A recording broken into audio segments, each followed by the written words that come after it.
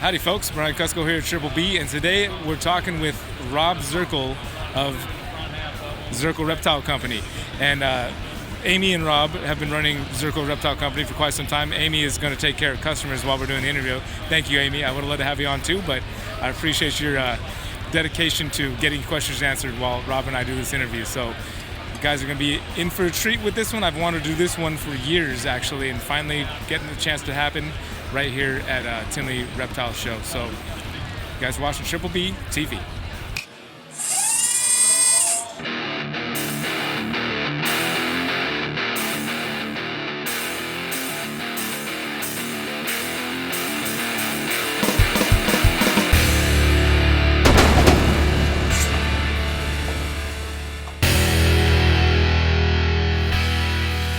All right, Rob. I've been wanting to do this for a while. The first time I came to the Tinley show, it was also the first time I saw blue beauty snakes at your table, and I was just kind of blown away. So how long have you been working with Old World Colubrids? I've probably been working with Old World since about 1992, probably. Actually 90. I got my first Ridley from Klaus Schultz in 1990 down in Orlando. So how did you get into all this? I've always been fascinated with them, and the way we actually got into it is my wife and I had a pet shop in the 80s, and we screwed up and bred boas on site. Didn't really know what we were doing, and at the time boas didn't bring any money, like $64, and we got like 35 of them. We're like, oh my God, I don't know what to do with these. So we contacted a guy that we got fish from, and he put us in touch with a guy by the name of John Shanahan at Emerald Coral and Reptile, because we used to carry some reptiles at that point. John was real good friends with Lloyd Lemke, and that's how I got started. And then I found, I'd been going to, this was 88 was when I did my first swap meet in Columbus, and I ran into Don Hamper, and it just kind of, before when we bred something, we'd show up at a meeting and go, hey, I got some bull snakes, anybody want them? And someone would go, oh, I got a boa, do you want to trade? And that's how we got rid of stuff. We didn't sell anything. And Lloyd flew wife and I out to California, out to Visalia for a week, taught us how to be snake farmers in the late 80s, and that was it. It was all over. So, and then I became friends with a gentleman who was a head keeper at the Columbus Zoo in the reptile house, and they'd had the Bean Award for radiated rats, and they were doing Taiwan Beauties, and I was just fixated. And from that point on, I've never not had an Asian rat in my collection. And now it's all I do. So, but yeah, it all started with boas back in the mid '80s. All right. Mm-hmm. So how long have you been doing this Tinley show? How long have we been doing Tinley? Probably. I was here for the first one, and then I think I dropped out a couple of years, and I've been here ever since. So, is this a full-time thing for you, or is this still hobby? Like, how is this for you? No, it's still a hobby. I was always told by my mentor, Don Hamper, to not depend upon the reptiles, to keep it fun. And that's the way I do it. It takes a lot of the pressure off of it. So, no, I have a full-time job. My wife has a full-time job wrangling grandsons, and she deals with the reptiles, and then I do what I can when I'm home. It's awesome, man. Yeah, I would have to agree. I have not moved into a full-time breeding thing at all. Luckily, I've really loved doing video stuff, and I'm able to talk with people, and it's become part of it, because I think that Don probably had a bit of wisdom there in that. I feel like if I was relying solely on producing animals to support the family and to pay bills, puts a lot of pressure on it. Puts a lot of pressure on it, and it would probably take away some of the love. Right. Oh, yeah. And I always tell everybody that I talk to, I'm like, it really, you should do whatever you like. Doesn't matter if it sells for $5 or it sells for $500. You'll have a lot more fun when you sell it for $500, but it shouldn't matter what you sell it for. You should like the animal first. Yeah. And so the Asian rats have always been a fascination for me. I just think they're stunning animals. I tell people all the time, the only one I don't like is the one I don't own. And I think they get a little bit of a bad rap. They got real excited here about 10 years ago. People were looking for something different, than what was on the market. And so they got a little bit more of excitement. But Tinley's a great show, and I like coming here because I get to meet a lot of people that have a genuine interest in something that's different or something they don't normally see. And it makes you feel like you're doing the right thing. I mean, there's sometimes that I'm jealous of people that can do it as a full-time job, but that's something I probably would never want to try to do. I was fortunate to have somebody send me a Blue Beauty earlier this year as an adult, and it is fun. It's like one of the funnest snakes that I get to interact with. Well, they'll keep you on your toes. They can, yes. That's exactly why it's fun. It keeps me on my toes. He's like, looks at me and like, I had another buddy that kept one for a while, and I have this great shot of me like just doing a quick like matrix move to get out of the way. But they're so athletic. It's like here's how I kind of like picture them actually is, or when I try to describe them to somebody is, and I'd love to get your feedback on this. I say it's kind of like a Colubrids version of a scrub python in that it's very athletic and slender. Yep. But what do you think about that? Yeah, they don't miss a whole lot. Out of the Ornithrophis family, I find them to be probably one of the more temperamental of the group. But they don't miss much. And they're actually one with the group that I have to probably feed them last, because they remind me of Argentine boas I used to do years ago where, they'd be on a rat and then all they want to do is hiss and strike every time you're moving and they forget about the rat. The blues are kind of similar for me. But on the same hand, I don't handle my stuff a lot, but they're very athletic, very quick. I mean, my largest male is 12'6", and but he's actually an original wild caught. He's probably about 20 years old, and he's just as feisty today as the day I got him. I don't put it past him, but I'll sell some to somebody, and they spend a lot of time handling them, a lot more than I do with my animals, and they say they're just as tame as a kitten. But the blues are, I treat the blues with a lot of respect. They're very fast.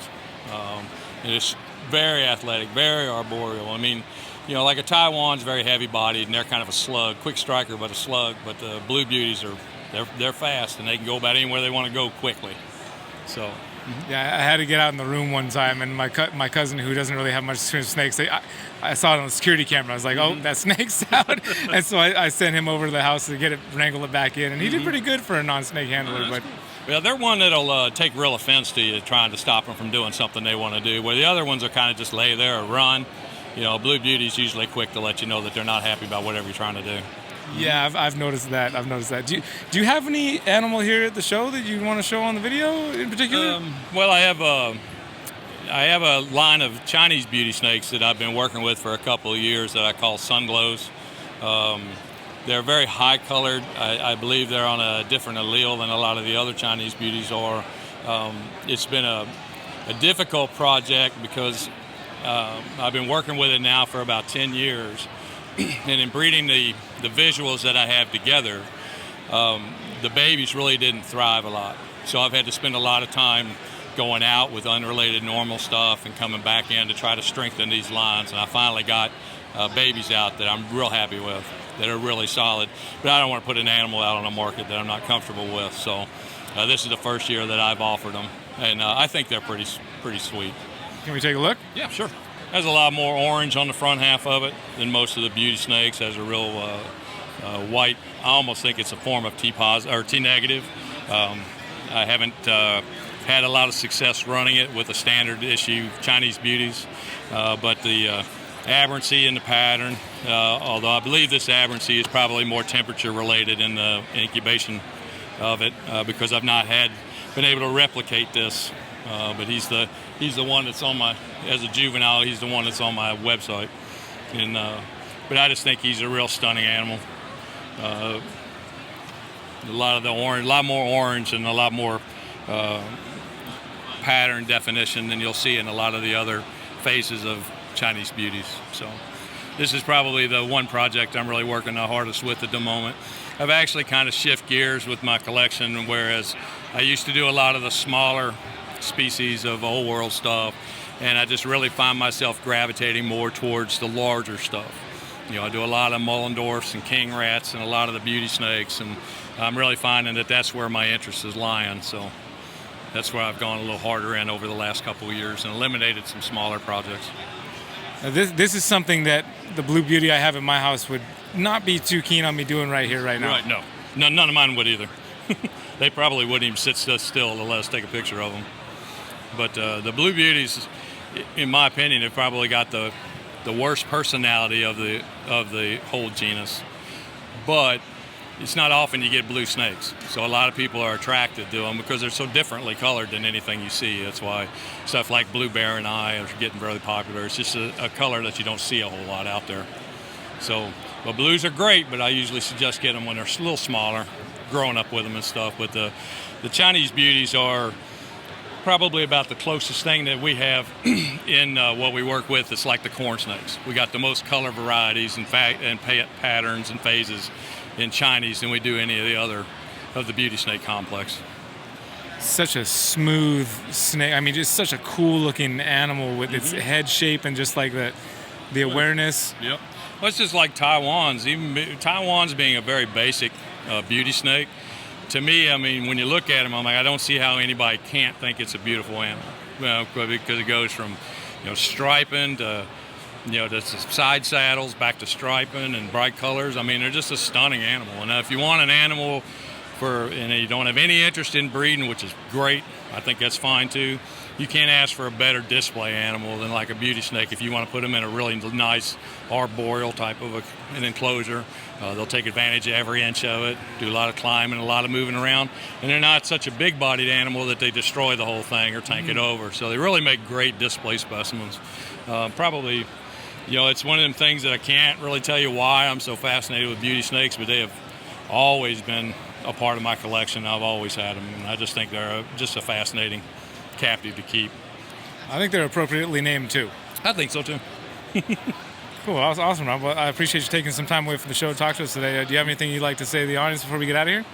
I appreciate everybody coming out. Appreciate everybody that checks into your channel, and anything to do to promote the hobby is awesome by me, and I appreciate everybody out there doing it. Awesome. And thanks, you, sir. And you yourself. Appreciate it, Rob. All right, have a good one. Thank you, you too, man. Big thank you to Rob for taking the time for the show to show us that amazing animal and talk about how he got into all these old world rat snakes and such cool animals. It's such different. I know we do a lot of ball python interviews on here just because I just know a lot of people in that industry, and I enjoy them myself, obviously. So, but it's nice to branch a little bit outside of that and talk to some other folks about different animals than ball pythons, which apparently we do a lot here on this channel. It's not on purpose, it's just what happens. But I enjoy it, and I hope you guys enjoy it. And if you want to have a more in-depth conversation with Rob, we will be doing a Zoom call this evening at 6 p.m. Pacific time with him, and hopefully Amy can be there too. And we'll talk more about old world rat snakes and whatever stuff that you guys on the Zoom call want to talk about with Rob. So we hope to see you there. There's a link down in the description if you want to join us for that. And if you don't, then we'll see you next week right here on Triple B TV. Y'all take care.